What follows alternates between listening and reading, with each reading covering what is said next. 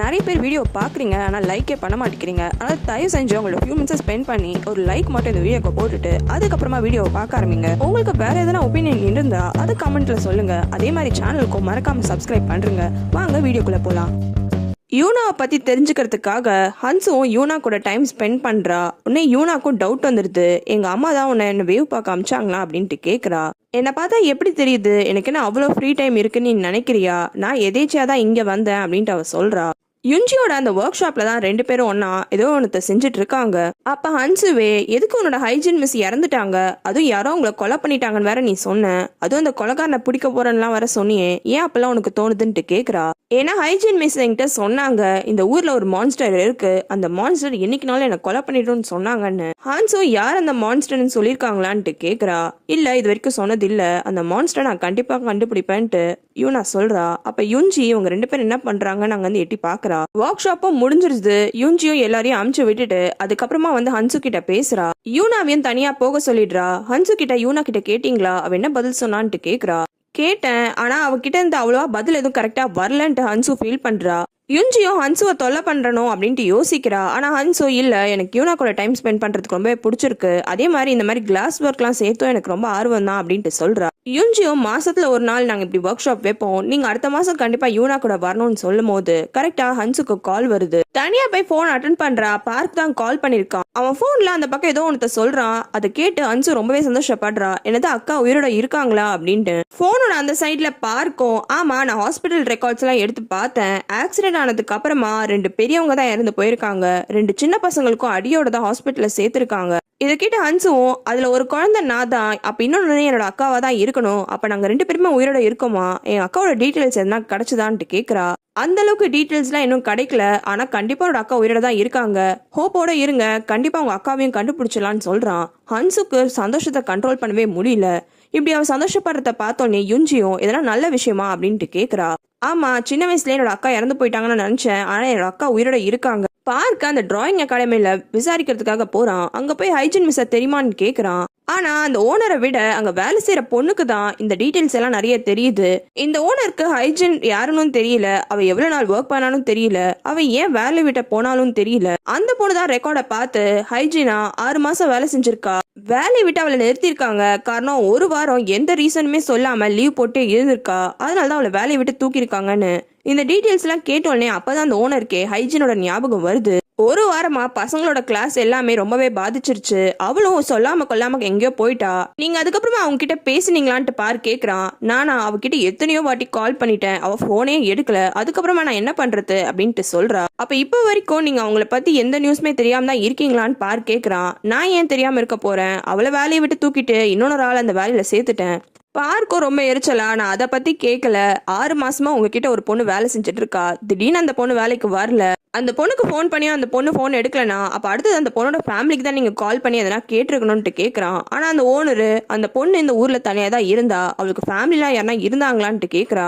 என்னங்க இவ்வளவு கேர்லெஸ்ஸா பதில் சொல்றீங்க, அட்லீஸ்ட் போலீஸ்லனா வந்து ரிப்போர்ட் பண்ணிருக்கணும்ல அப்படின்ட்டு கேட்கறான். அந்த ஓனருக்கு கோவம் வந்துடுது. இந்த காலத்து பசங்களை பத்தி உங்களுக்கு தெரியல, அவங்க இப்படிதான் வேலைக்கு வருவாங்க, காசு எல்லாத்தையும் வாங்கிட்டு ஓடி போயிடுவாங்க, ஒரு வாட்டியும் நான் வந்து போலீஸ் ஸ்டேஷன்ல நிக்க முடியுமா, இது வரைக்கும் எத்தனையோ பேர் இந்த மாதிரி பண்ணிட்டு போயிருக்காங்க, ஆனா போலீஸ்ல நான் அவங்க என்ன தப்பு பண்ணாங்கன்னு வந்து சொல்றது, இதெல்லாம் ரொம்ப சாதாரண விஷயம், அதனால நான் எந்த ரிப்போர்ட்டும் பண்ணலன்னு ரொம்பவே கோவப்படுறா. பார்க்கும் கிளம்பும் போது ஹைஜீனோட டீடைல்ஸ் காப்பி கேட்கறான். அந்த வேலை செய்யற பொண்ணு வந்து கொடுக்கறா. கொடுத்தவ ஹைஜீனோட போட்டோ காமிச்சு இவ அழகா இருக்கலான்ட்டு கேட்கறா. பார்க்கும் ஆமா அழகா தான் இருக்காங்கன்ட்டு சொல்றான். அந்த பொண்ணுக்கு என்ன கோவம்னு தெரியல, பேப்பரை கையில கொடுத்துட்டு கோமா போயிடுறா.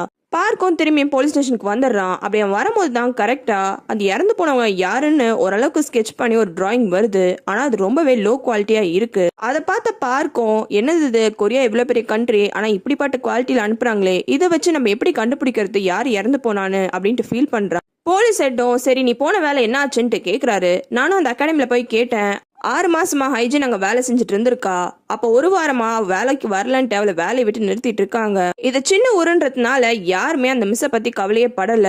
அந்த அகாடமியில இன்னொரு விஷயமும் நான் கேட்டேன், அந்த ஹைஜீன் மிஸ்ஸோட ரெக்கார்டு எதுனா இருக்கான்னு. அவங்க அதை கொடுத்தாங்க, அது மூலியமா ரெஜிஸ்ட்ரேஷன் நம்பரும் எனக்கு கிடைச்சது. அந்த நம்பர் வச்சு செக் பண்ணி பார்க்கும்போது அந்த பொண்ணுக்கு ஒரே ஒரு அம்மா இருக்கான்னு தான் டீட்டெயில்ஸ் காமிச்சுது. ஆனா அந்த அம்மா கிட்ட பேசியே 4-5 வருஷம் இருக்குமா. அவங்களுக்கு அவங்க பொண்ணு உயிரோட இருக்காளா, இறந்து போயிட்டாளா, நல்லா இருக்காளா, நல்லா இல்லையான்னு கூட தெரியல. என்ன அம்மா பொண்ணு இவங்க இந்த உலகத்துல இப்படி இருக்காங்க அப்படின்ட்டு கோவப்படுறான்.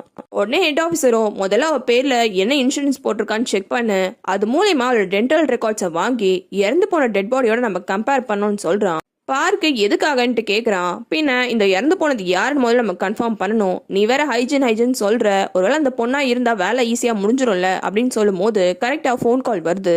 பார்க்கு தான் ஃபோன் எடுத்து அட்டன் பண்றான். பேசிட்டு ஏதோ வந்துடுறேன்ட்டு ஃபோனை வச்சிடறான். அதுக்கப்புறம் ஹெட் ஆஃபீஸர் கிட்ட ஏதோ ராபரி கேஸா, ஆனா எங்க தெரியுமா நடந்திருக்கு, ஹைஜின் மிஸ்ஸோட வீட்டு மாடியில நடந்திருக்குன்ட்டு சொல்றான்.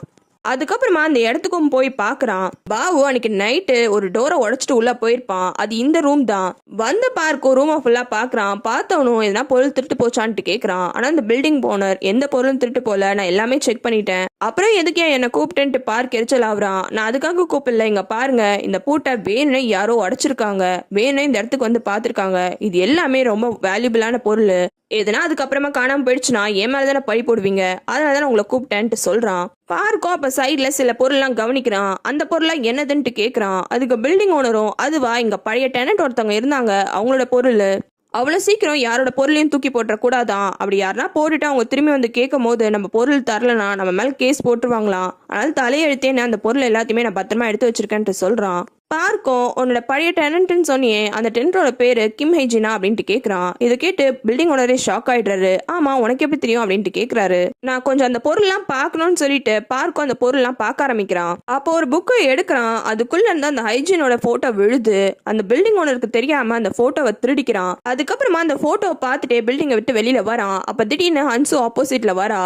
ஹன்சுவை பார்த்தோன்னே பதறி அடிச்சு அந்த போட்டோவை கீழே போட்டுடுறான். ஹன்சுவும் அந்த போட்டோவை எடுத்து பார்த்துட்டு இதுதான் உங்க கேர்ள் ஃப்ரெண்டா அப்படின்ட்டு கேட்குறா. ஹன்சுவே இப்படி கேட்டோடனே பார்க்க பதறிடுறான். ஐயோ என்னை பத்தி என்ன நினைச்சிட்டீங்க, கேர்ள் ஃப்ரெண்டா, எனக்கு அப்படிலாம் யாருமே கிடையாது, இது யாருன்னு தெரியலையா, இதுதான் அந்த ஹைஜின் மிஸ், டிராயிங் டீச்சரு, அவங்க காணாம போயிட்டாங்கல்ல, அதான் தேவைப்படும்னு போட்டோவை எடுத்துட்டு போறேன்ட்டு சொல்றான். ஹன்சு அப்ப யூனா சொன்னது எல்லாமே உண்மையா அப்படின்ட்டு கேக்குறா. யூனா சின்ன பொண்ணு, அதனால அவ சொல்ற எல்லா விஷயத்தையும் நம்மளால நம்பிட முடியாது, கண்டிப்பா அதுக்கான ப்ரூஃப் இருக்கணும். நாங்க அந்த ஹைஜின் மிஸ்ஸோட டென்டல் ரெக்கார்ட்ஸ்லாம் வாங்கி செக் பண்ணலான் இருக்கோம்.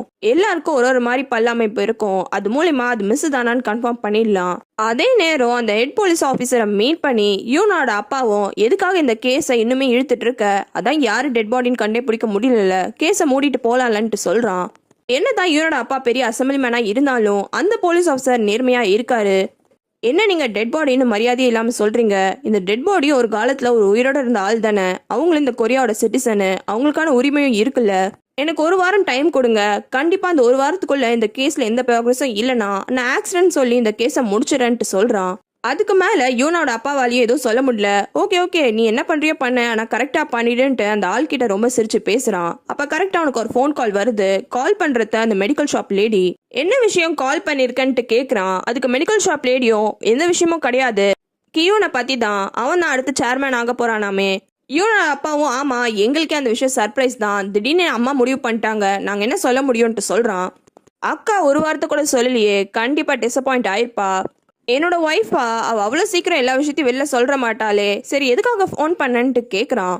இந்த மெடிக்கல் ஷாப் லேடி ஏதோ ஒரு விஷயமா தான் கால் பண்ணியிருக்கா, காரணம் இவனுக்கு எதிர்க்க தான் அந்த பாவு உட்காந்துருக்கான். கியூன்னு காயுங்க வேலைக்கு சேர்த்துக்கிறான். அவனோட அசிஸ்டண்ட்டுக்கு செக்ரட்டரியா தான் போட்டிருக்கான். 3 மாசம் ப்ரொபேஷன் பீரியடு, அதுக்குள்ள நீ ஒழுங்கா பண்ணனாதான் அடுத்தது கண்டினியூ பண்ண முடியும்ட்டு எல்லா விஷயத்தையும் சொல்றான். அவளும் எல்லா விஷயத்தையும் கேட்டு தலையாட்டிக்கிறா. யூனாவும் நீயும் ரொம்ப க்ளோஸ் ஆன்ட்டு அடுத்தது கேட்குறான். யூனாவா, அவ ரொம்ப கியூட்டான பொண்ணு, ரொம்ப விஷயம் சொல்லுவார், ரொம்ப காமெடி பண்ணுவான்ட்டு இவ்வளவு எக்கச்சக்கமா பொய்யா சொல்றா. இவங்க 2 பேரும் இப்படி பேசிட்டு இருக்கும் போது அந்த இடத்துக்கு யூனோட அப்பா வந்துடுறாரு. காயுங்க பார்த்த யூனோட அப்பாவும் பரவாயில்லையே அழகான பொண்ணை தான் அசிஸ்டண்டா சூஸ் பண்ணிருக்கேன்ட்டு சொல்றாரு. யூனோட அப்பாவை பார்த்த உடனே காயுங்க ரொம்ப உணர்ச்சி வசப்பட்டு, நீங்க தானே பிரசிடென்ட், என்னோட பேரு காயுங்கன்ட்டு சொல்றா. இவ இப்பெல்லாம் பேசுறத பார்த்து கியூங்க்கு இன்னுமே இவன் மேல டவுட் வருது. அதுக்கப்புறமா காயுங்க கிளம்பிடுறா. கிளம்பினோடனே கியூனோ எதுக்காகப்பா இங்க வந்தீங்கன்ட்டு கேக்குறான். நீ அடுத்த வாரம் ஸ்கூலுக்கு போறேன்னு சொன்னல, போனோடனே முதல் வேலையை ஒரு விஷயத்த பண்ற. ஸ்கூல்ல குன்வுன்ட்டு ஒரு டிராயிங் டீச்சர் இருப்பான், அவன் டெம்பரரி டீச்சரா இருக்கான். அவனை ஃபுல் டைம் டீச்சரா மாத்திரு அப்படின்ட்டு சொல்றாரு. ஏன்பா அப்படின்ட்டு கியூன் கேக்குறான். ஏன்பானா நான் சொல்றேன்ல, நான் சொல்றத மட்டும் செய்யன்ட்டு மிரட்டுறாரு.